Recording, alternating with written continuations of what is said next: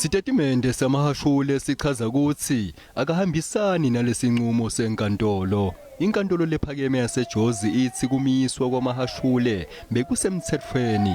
Mahashule bekafuna ukuthi inkantolo iphikisane nemthetho we-ANC wekumisa labanye emsebentini njengoba athi lengcenye lekumthetho sisekelo waleli qembu lelandzelwe nakamiswa ayikho emthethweni nakumthetho sisekelo.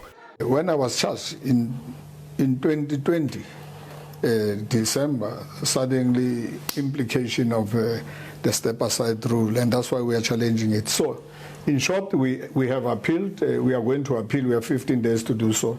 But on record, the lawyers, thanks to Comrade Darling Pofu, the lawyer SC.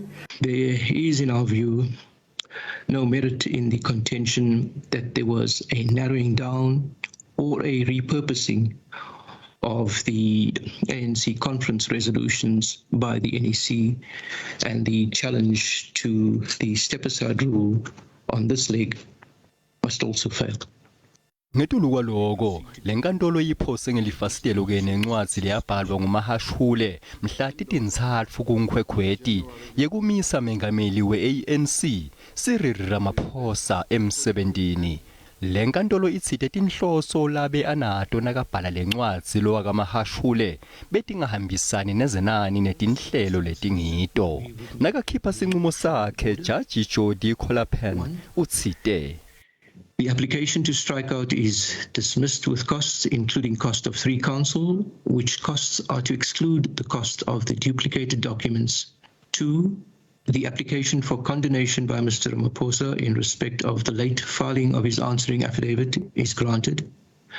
3, the application incorporating the relief sought in paragraphs 2.1 to 2.3 of the notice of motion is dismissed with costs.